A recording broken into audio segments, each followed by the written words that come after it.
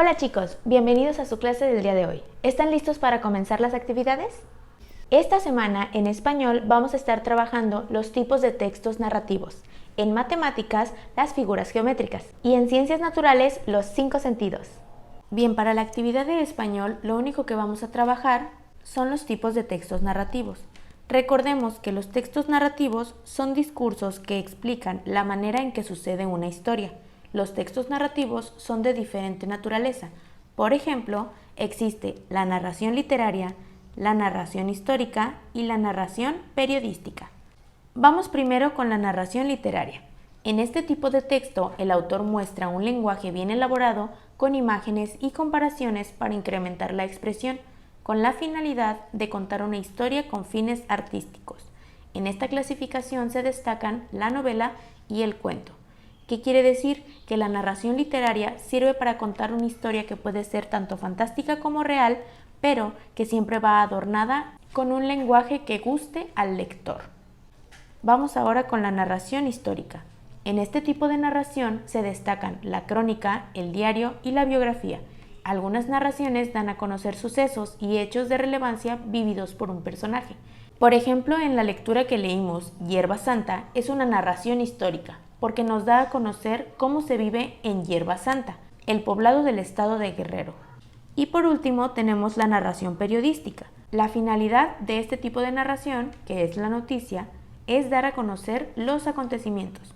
Los medios utilizados para dicho fin son las redes sociales y los medios de comunicación. Dentro de este tipo de narración periodística entran las noticias que pueden ustedes ver en la tele, las que escuchan en el radio o las que pueden leer en el periódico. Y bien, lo único que vas a hacer en tu libreta es copiar estos 3 tipos de narración. Y listo, terminaste tu actividad de español. Ahora vamos a trabajar con la actividad de matemáticas. Y bien, para la asignatura de matemáticas vamos a trabajar un repaso de las figuras geométricas. Primero vamos a ver qué son las figuras geométricas. Las figuras geométricas son superficies planas, delimitadas por una línea.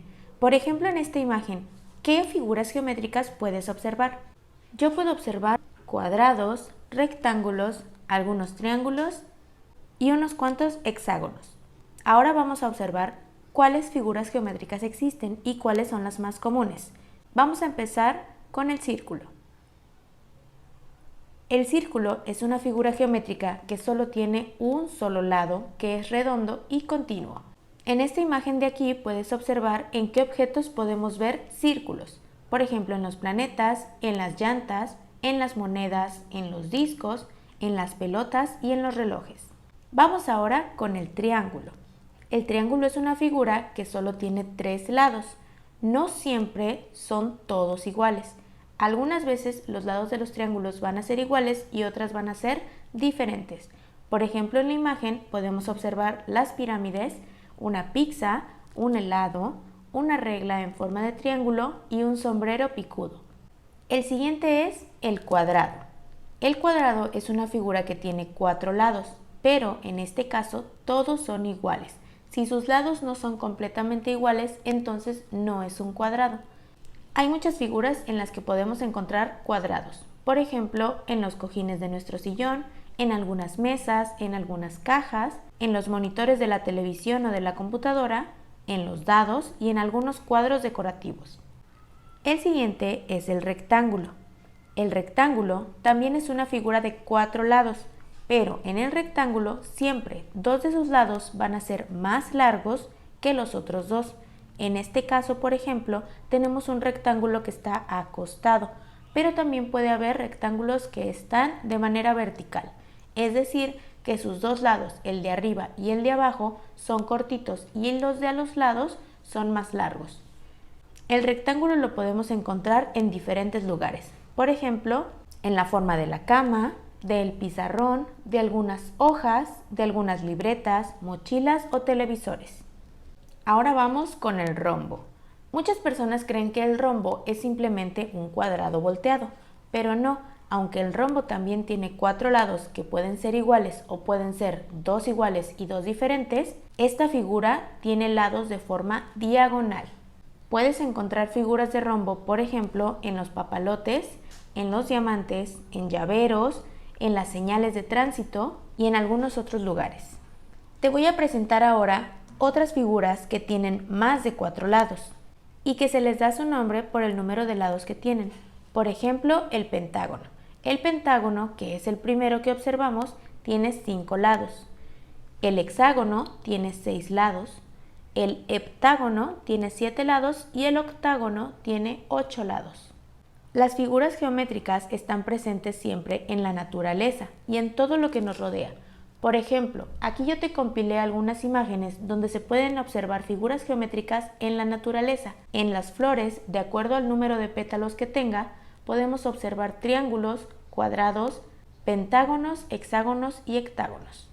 También en el centro de la flor podemos observar círculos o en la forma de las hojas, triángulos. Algo muy curioso que pasa en la naturaleza es que las casitas de las abejas, sus colmenas, tienen forma hexagonal. La única actividad que tú vas a realizar aquí es escribir en tu libreta y dibujar cada figura geométrica que se mencionó, escribiendo a un lado sus características. Por ejemplo, cuántos lados tiene y si estos son iguales o pueden ser diferentes. No olvides escribir el nombre de cada figura. Y esa sería toda la actividad de matemáticas. Ahora pasaremos a la de ciencias naturales. ¿Recuerdas que te dije que para ciencias naturales íbamos a trabajar con los 5 sentidos? Bueno, pues aunque este es un tema que tú ya conoces, es necesario que demos una pequeña repasada. La única actividad que tú vas a trabajar el día de hoy es copiar en tu libreta esto de aquí, que es la explicación de cómo cada sentido del cuerpo nos ayuda.